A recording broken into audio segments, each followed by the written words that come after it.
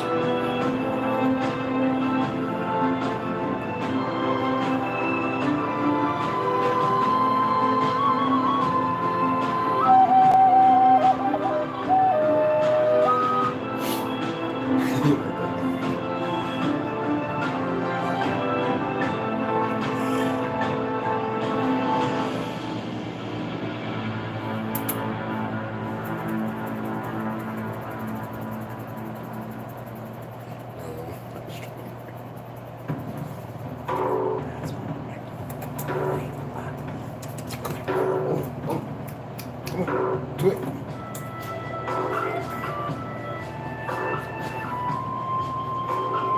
It's not seeing, man. Something's not right. Something's wrong.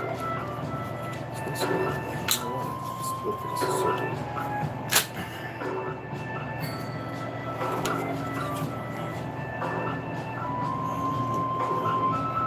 Oh, shit.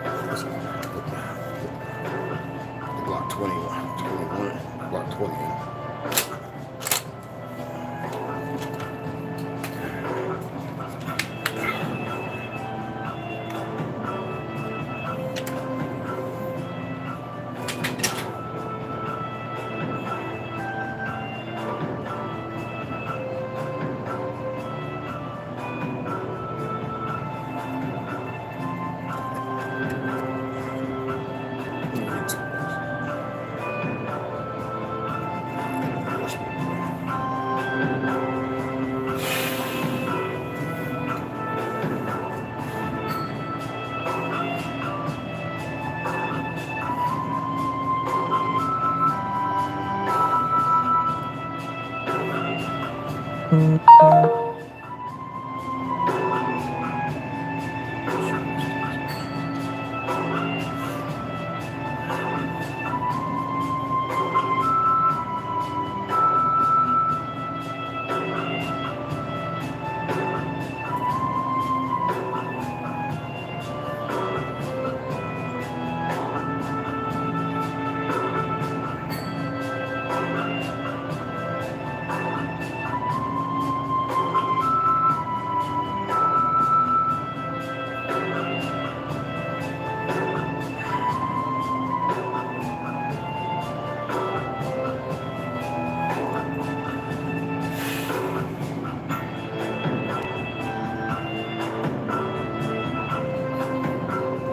go ahead and get this done.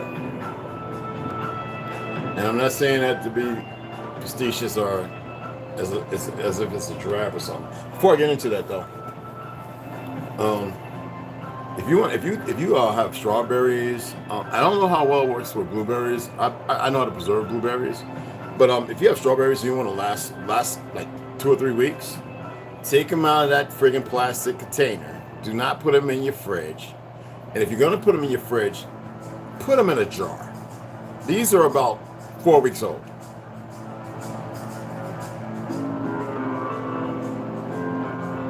I ate some of these in the last few days. I don't think I recorded myself eating every day. 4 weeks, organic. Now, if they weren't in here, they'd already be gray and soft and mushy and all that. Put them in a jar, seal them. The gas, I forget what's the chemical, what you call it, but it'll keep them. They're not as alive as if picking them off the vine when they're best. But when you open it, it's just the aroma is stronger than what you see and smell in the store. All right, I just want to give a couple little cups of tea, okay? And yes, I do like playing the 3-hole flute. I'd rather bring up my old tuner sax and play that, but it's been about 8 years and I don't know what my reeds are, so I'm playing the tuner sax since Mount Hebron. Yes, the middle school Buzz Aldrin went to, yes, and a few other people. I'm not gonna say them and go through them. Quintus McDonald's, a friend of mine, played for the Cincinnati Colts. And like I said, I just went to the military because I got tired of being around stupid people. So I'm gonna turn this down. Background music. This right here is, I love fantasy medieval music. This is for epic music, no copyright, it's free. Folk tradition. I love folk music. When the Riverdance came out, people thought I was retarded. I enjoy, because I was overseas when I first saw it. So, I even was taking some courses learning how to do that. So I enjoy it. So we're gonna let that play in the background. We're gonna go ahead and read The Navigator Who Crossed Ice Walls. Now I want you to know, I don't like looking. Nos confunden. I actually learned this over in I think it was Amsterdam. It means to or no confused. No confused, if I remember right. So nos confunden means no confused. All right, so you'll see that. I don't know if it's still mirrored. Somebody said it was, and if it is, I appreciate that information if you let me know. And I'm gonna go ahead and read it because I gotta run out to the post office. I'm waiting on a package, and I gotta pick up about 6 jugs of water to repurpose. But anyway, the navigator who crossed the ice walls, worlds beyond Antarctica. Now, this I believe is Las Vegas, Nevada, 06 September 22. And only reason why you really wouldn't have found one like this unless it was old, antiquities as far as archives. The reason why this exists right now is because the direction we're headed. They're not really paying attention to certain things they would have stopped. This individual, you got to remember, Claudius Nocelli at Nos Confunden, No Confused, YouTube channel. YouTube channel is Nos, N-O-S, Confunden, C-O-N-F-U-N-D-E-N. Check it out, see what he says, all right? The story of a navigator, I'm reading it again. The story of navigator William Morris, who after the American War of Independence decided to, after the American War of Independence, decided to investigate with his new vessel the waters surrounding the Antarctic Circle. Finding an unknown passage to an open sea Other lands await him behind, along with another civilization. The story will begin to reveal to the entire group another reality based on the true past and future of the human being. We already went through that human being stuff, but regardless, it will finally lead him to the discovery of other worlds behind the Antarctica, and most importantly, to know himself, if a unique journey from which nothing will ever be the same. You know, when you think about 1800s, you think about the 4 wars the Filipinos endured, and the first one being that of occupation. Just like 1839 here, well, 1830, before 1839, when the Trails happened. The Trails just couldn't happen if it wasn't for the Spaniards, the Vatican, and the English and the French and all them coming up on the shores, and the Dutch of California. I don't believe that's the West. Significantly so with purpose and reasoning. I love finding books like this for historical references or sources, regardless. Did I see this in a community of flat earthers and all that? No. I research. I look for books that are not intimidating or are caught up in a whole lot of political foolishness, because you got to remember, there are certain agencies, their job is to debuff and dismiss all of this. And knowing how they've created you, and I say this, and you got to understand where I'm coming from when I say created you. And you've heard the arguments. You've seen the hypocrisy from other people of melanation and pale skin. And me personally, nothing against my pale skin kinfolk. I know we have some young brothers out there that got a lot of hate and animosity in their heart. They're still talking about outer space while telling you about pale skins with tails. That's been known when I was in medicine. That's been known for a long time. And some negresses. Yes, some Negroes are born with tails too, so shut the fuck up. Excuse my language. Shut the smuck up, all right?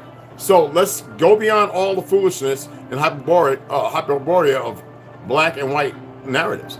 This is so we can expand our horizon, so we can embrace other relative thoughts and processes instead of the amalgamated and consistent nonsense plague on us by these lying, felonious, fake governments and institutions and these alphabet groups. No hate. They're doing their job. I mean, look, if they came to me, Red, could you get about 100 guys together and clean up some neighborhoods? I'd be like, man, you give me the ammo. I wouldn't lose a wink, and I mean that. But I don't respect what they're doing, because they created the problem. But cleaning it up, I don't mind cleaning a few things. So that way we're not, you dig what I'm saying? Hey, my comrade, what's going on, Mac? So anyway, chapter 110. Well, let me read also, let me make this clear as far as, this is not like if you go for a DNA and it says, you know, for what purposes? Entertainment. Every DNA source that I've researched, I sent Charisma's DNA off, and he, with my name, and Charisma, my service dog, was from Sahara, Africa, 80-something%, blah, blah, blah. And then when I hit him with a letter of my genealogy, my historic relevance, they said, oh, well, you know, and they showed in bright letters now, they said, for entertainment purposes, and we do make mistakes. I said I sent my service dog's swab, I sent my service dog's DNA, and y'all are full of it. 23andMe, the same thing. I did them both in the same week. So you think I'll waste my time? And when my brother reached out to me talking about he took a DNA and he was talking about where he was from, I was laughing. I was like, oh, really? I say I don't parlay with people who are full of hypocrisy and idiosyncrasies. I like to actually apply things, to do things. So when I heard somebody do it, I was like, you know what? I would have said a lizard or the juice from a friggin' cockroach. But anyway, Charisma, she very, I hate saying it, but very obedient or disciplined with me. And I swabbed her, sent the test in, swabbed it the second time, sent it in, 23andMe, and both of them were off by far. And each one of them had 10% Native American. Like, that's a misnomer, just like black and white. Like, people, you can't make this stuff up. But see, when you start to know laws, you've been in the Library of Congress, this, that, and other, you knew your great-great-uncle and your great-grandma raising your grandma, you kind of look at people with a twisted face and go, nigga, what you talking about? You dig what I'm saying? And most people that know me, they watch me do it. My ex-wife, everybody, they like, no, he did it. And I still keep the results. When I used to go in New York to the UN and argue with them and realized they were all foreigners, and if someone did the background, some of them should be locked up. And I was like, you know what? I remember throwing a book down. All right? And the book was about the actual original Constitution in its format, unhampered, unperverted. All right, and I left it there.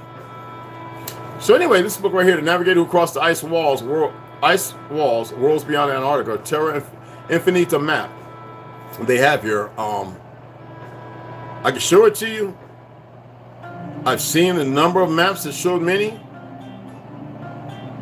I'm not going to show it to you. No, I'm just kidding. Here you go. So let's get into the reading of this, all right? And the thing about the second sun, every day I go out to look for the second sun, and the reason why it's important for me to get the numbers and tell you about the story of the Pale Wolf and the Dark Wolf is because I know exactly what a second sun is. I remember telling you all about the Seven Sisters, and nobody wants to listen. They've acclimated to the ideologies and everything pressed outside of us and who we are and our greatness. When I told you 90% of our structures and buildings were torn down at the end of the World's Fair, and up until certain wars that you didn't even know what was going on in this land, nobody wanted to listen. But here it is. I'm laying it all out.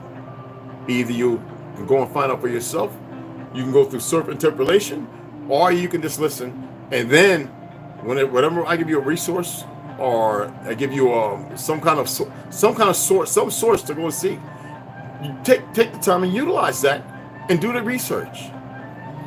All right, chapter 1, to Antarctica. My name is William Morris, and the story that you are about to read, it is probably going to modify the current way of seeing the world. I know most of the people will find it incredible, and believe me, even having experienced this adventure, having seen it with my own eyes and with all my senses, it was also incredible to myself, but the evidence is irrefutable for those who want to see it, and the memories indelible. Such evidence will be presented, and science will also change its perspective. Another path will be opened in the human mind forever. So we know about Admiral Byrd, and we know about the government and what they did when he first came back telling the story. We know about Buzz Aldrin leaving Antarctica, and the first thing he said, they had to strap him in a chair and give him a shot of that juice. He says it's evil because he saw what was happening with children and certain individuals in a war amongst giants and men. But nobody wants to hear that story, because you're not taught in that fake-ass education system created by David Rockefeller and the CIA. That's right, instituted in the 1960s. Before that, like my mama said, everybody went to school 4 to 6 years, and they went back and started practicing the family trades, taking care of the land, building, construction, learning how to create concrete, so on and so on, beauty, supply. That's right, hair products, soaps, detergents, and no Native American did that. That's ours, and it's historically founded, even in Native archives and certain books. That's right, that's who I am. So anyway, as for my personal life, I was a member of the Continental Navy, as the American Naval Force was called in the Revolutionary War. I was married to Lucy, and we all have Lucy in the sky with diamonds. And we were thinking of enlarging the family, but the war postponed every plan, as it usually does, with that pain that probably feel cutting the root of the shiny tree that gives life to the garden. Cutting the shiny tree. When I tell you there were giant trees, the pyramids had to be destroyed. These trees stretched well over thousands of feet. Yet when I showed a picture in Georgia with 34 to 38 Irishmen standing shoulder to shoulder, breast to breast, the width of a tree where swamps now lay, nobody wanted to listen. When I said Devil's Pipe, if you understand botany and everything else, is a giant tree, who chopped it down and how? Nobody wanted to listen, but now everybody's running with it. When I said the mound over here with the Vatican owned what's called the observatory, worrying about when our ancestors might come down and assist us in this defamation of everything, and they call it Lucifer, the observatory owned by the Vatican, but nobody wanted to listen. When I told them I was over there, and we just came from the Gregorian College, we was down there, and all of a sudden we hear this song playing, and we got this one Italian brother, he's mixed. He speaks Italian pretty good from New York. No, Chicago, excuse me. And I said, does it sound like they singing the Lucifer? And he said, oh yeah, shining morning star, whatever. And that little lady in that black dress, looking as pale as friggin', pulled that skirt up and squatted on the corner, pissed and looked at us, and her eyes were about as big as coals. She had white. Man, we did the fastest speed walk like I was back down in Manhattan with them little funny ass shorts on, getting up out of Italy. But nobody wanted to listen. Anyway, that's right. Listen to this again. As it usually does, with that pain that probably feel cutting the root of that shining tree that gives life to the garden.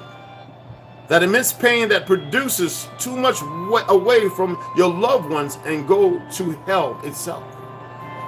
I'm going to go into the word hell and prior to this truth too, which is a lot of sacrilege when it comes to these goddamn religions. One peaceful night after the surrender of Saratoga, we were sailing through the northern Atlantic Ocean, rounding the Isles on our way to Charleston Harbor. The full moon was the only light that illuminated our way, and during that night, thousands of stories and anecdotes arose among the boys over a little whiskey to calm the anxieties of a raw war. Even then, there was talk of James Cook's voyages. Oh man, that's a good book. I gotta get that one. I'm an old naval guy, so you know that. And his obsession with crossing the Antarctic Circle, although it was not clear who was behind his funding, or why the obsession. As I was not well steeped in the subject, the talk had not captivated me enough yet. I did not pay much attention, and the boys went on with the stories. Excuse me, I'm not attempting to sound like my brother Lex Will with the burp, and I just got through eating. You know how I am. Captain Butler, well respected in the group, joined in the selling stories by commenting that it was possible that there was passage somewhere in the polar circle, and that this passage could be the corridor to other worlds. He said it seriously without a moment's hesitation. My attention turned to him, and the 5 or 6 of us in that cabinet were speechless listening to his story. We expected him to say that it was a joke, but that never happened. We could not believe that a captain was so seriously telling that there could be lands behind the Antarctic Circle. Butler commented that he knew from good sources at the highest levels that they were researching and funding voyages to penetrate the harsh climate and barriers in the southern latitudes to find possible southern latitudes. Pay attention to the words.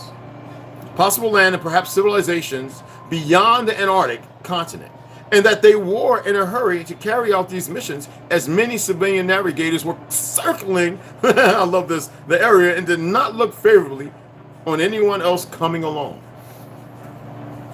So we know that this is long before 1940. We know this long before the Antarctic voyage. We know this long before the high jump and everything else. We knew this was long before, after Byrd, before he succumbed, when they started doing hyperbaric, atmospheric hydrogen explosions, and they started getting blue crystals in the deserts, the Mojave and the what's called desert out here, Africa, the Sahara and the Mojave, and they were quickly sent people out there to gather these parts as well as uranium.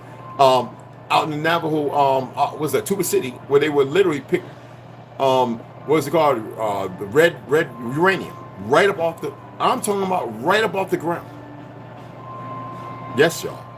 Many people, and I rode through there many days, I showed live videos of all this stuff that was picked up and how many people had perished of cancer.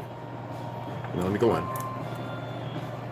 This story was even longer in great detail. He also commented that he observed with his own eyes a map that indicated the coordinates that could be the opening of such a passage, and although he was stupefied by his story, and I think the others too, the fatigue and stress generated by a war conflict could not be wasted. It was the perfect moment of happiness that generates a breach of peace to be able to sleep a few hours. Now you remember, this war was during what time?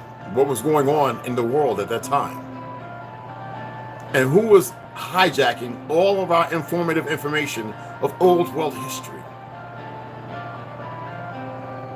And now people are coming to cultivate and know that these are based in truths. I told you about me going up Crow's Nest and looking through my boy who was on watch, as I was on watching the deck, looking through a Saxton, well, whatever it's called. And he said, "You see those ships?" And I said, "Yeah, they're clear as day." He said, "It's 250 miles. Wait, ain't that wing we supposed to be?" He's like, "Man, you want to talk about somebody scared on the boat, worried about he be left out there for a shark of well food?" Getting back to the shop was the most arduous thing I ever done in my life, and the slowest, which should have took me 2 minutes, took me 15. So I was moving like I seen something I should not. Yeah, he was an officer. Very good friend of mine. Time went by, and after the famous war, many of the ships used by the Continental Navy were rented. destroyed, captured, or sold. As at that time, I was a person of good economic standing, especially after a war that we could say triumphant. If, and this is in parentheses, if after a war can be called so, it wasn't a war, people. I made an offer for one of them and managed to keep it, because you remember it was conquest of our lands. Although my colleagues always scoffed at me because of that, as they say it was ridiculously high for such an old ship. The idea of the exploration trip to the south, after Butler's story, generated even more interest for me to bid and keep the ship. Although it needed repairs, in parentheses, therefore some extra money, I felt no guilt as I felt it as an investment. Although I did not know the real danger of such a trip, I needed to provide myself with a great navigation equipment. Although Lucy, was not happy about this plan, I was planning to leave Charleston by the end of November and head, with a few stops along the way, straight to the Antarctic continent. So you think about the war, Charleston. Pay attention. It's amazing when certain individuals go and become whistleblowers, the things they're willing to say after it's been hidden for so long. During the idea of forming a team, I talked to former colleagues. Some of them made the most ridiculous excuses, and I don't blame them either. The idea of such a trip was really not encouraging. Two of them, who were there that same night that Butler told his story, wanted to join as soon as I told them about the plan. But the most difficult part was to convince Butler, who had knowledge in navigation based on his experience and leadership, and also knew the coordinates where we should go. After gathering courage for a few weeks, I contacted the captain to tell him about my project and add him to the group. The captain. It was difficult to convince the captain of such a plan, and although his voice, I noticed something enthusiastic-like. He declined my offer, and it was like that for a while. Unexpectedly, on the morning of October 11th, he showed up at my home, Continental War, so you know what he's talking about. Showed up at my home with another companion named Fint, y'all, F-I-N-T. He had maps, which could be Irish or English. Oh, yes, Irish or English. He had maps that I had never seen and was full of documents that very few eyes had read. Accosted documents. He told me that he accepted the deal, but that he was willing to understand that it could only be a one-way trip.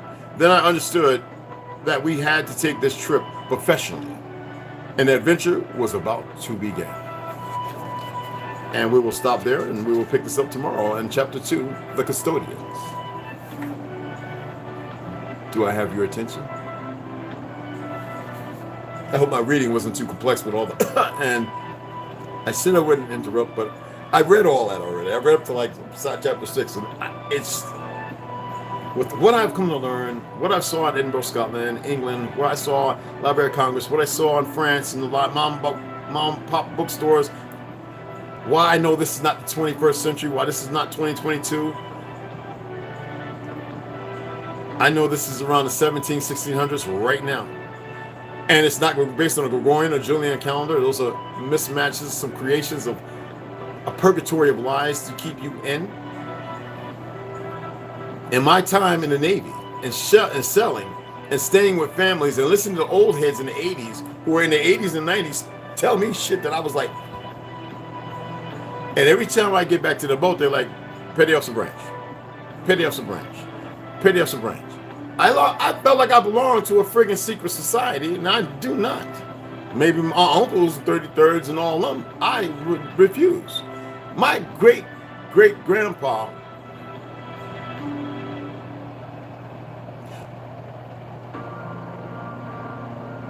was a grand warrior with the Chickasaw Nation. And his son, James Henry Wooten, who married Lily Wooten on the Trail of Tears in 1839, left Oklahoma, a grand city, as he was witnessing the destruction. And he wrote, which I keep those. And he's made his way, him and thousands of others, because they didn't want to go back down south. They didn't know what was going on. They made their way over to New York and New Jersey, Delaware, place they've always known of.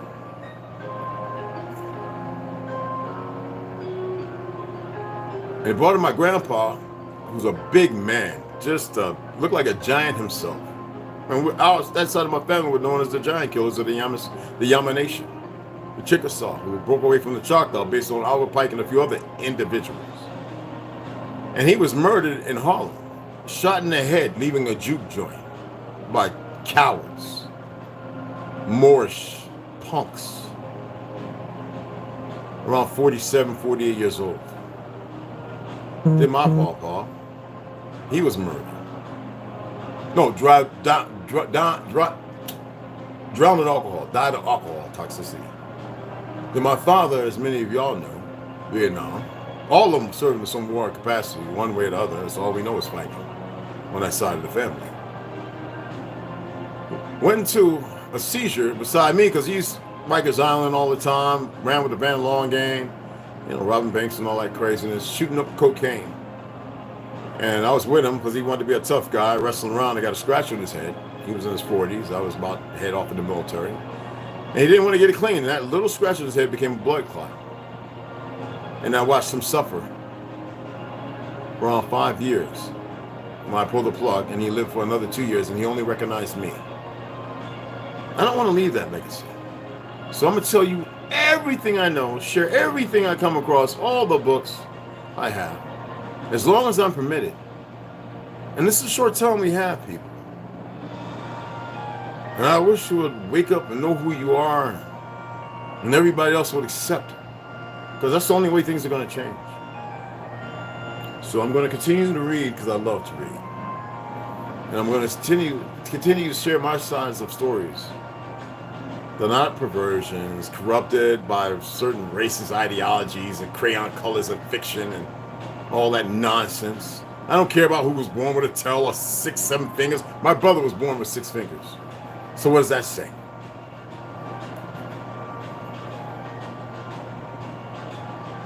Yeah.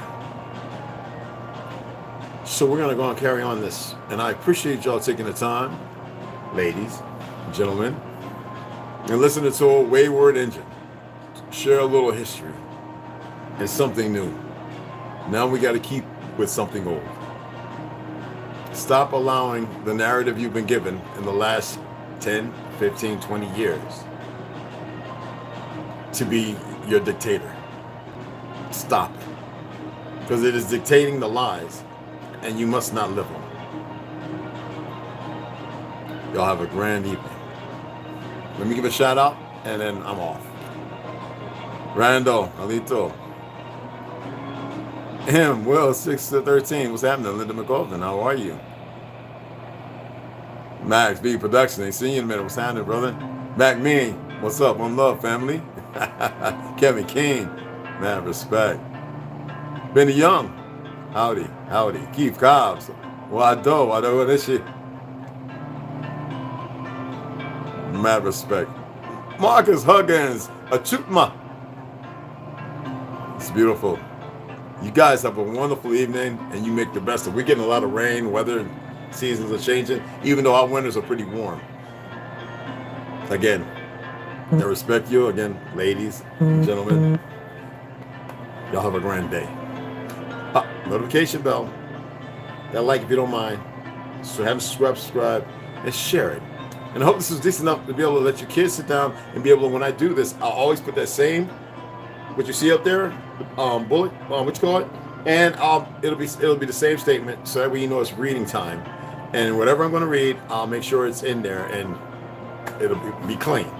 All right? Y'all have a grand evening. I'll let y'all finish saluting each other. I think that's a wonderful thing. But again, I really, really appreciate y'all taking the time out of your day. I know it's a work day for many, and it can be stressful for some. Do not fret. I really, really respect that. All right? Have a good day.